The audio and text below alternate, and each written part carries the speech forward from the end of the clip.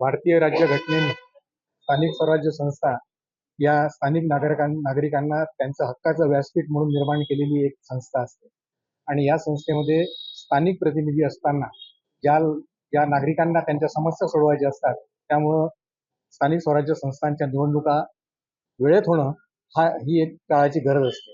परंतु हे जे प्रकरण आहे ओबीसीचं आरक्षणाला धरून तत्कालीन शासनाने हे प्रकरण ताणून धरलेलं होतं आणि त्यामुळं हे प्रकरण न्यायालयात गेलं होतं, न्यायप्रविष्ट झालं.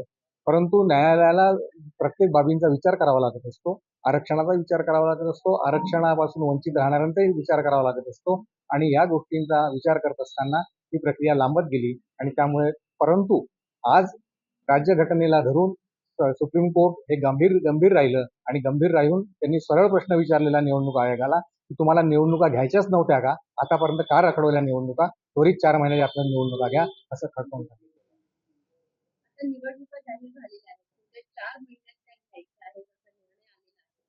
तर काय राष्ट्रवादी काँग्रेस पक्षाचं काय आहे? राष्ट्रवादी काँग्रेस पक्षातर्फे तयारी यापूर्वीच झालेली होती. या ठिकाणी आमदार सुलभाताई खोडके स्वतः या प्रकरणात लक्ष घालून आहेत आणि आता नवनियुक्त आमदार संजयजी खोडके सुद्धा या प्रकरणामध्ये लक्ष घालून आहेत आणि याबाबतची तयारी जी आहे राष्ट्रवादी काँग्रेस पक्षातर्फे फार पूर्वीपासूनच झालेली आहे. आता केवळ निवडणुकांची तारीख येण्याची वाट बघण्याचं काम चालू होतं आणि त्यामुळं राष्ट्रवादी काँग्रेस पक्ष निवडणुकांना पूर्ण तयारीने जाईल आणि प्रभावीपणे अमरावती महानगरपालिकेमध्ये किंवा सर्व प्रकारच्या स्थानिक स्वराज्य संस्थांमध्ये राष्ट्रवादी काँग्रेस पक्षाचा हा प्रभाव प्रामुख्याने राहील. ही जी निवडणूक आहे या निवडणुकीबाबतीतला निर्णय जो आहे हा वरिष्ठ पातळीवर होईल की स्वबळावर लढायचं की संयुक्तरित्या लढायचं हा निर्णय आमच्या इथं स्थानिक स्तरावर नसून हा वरच्या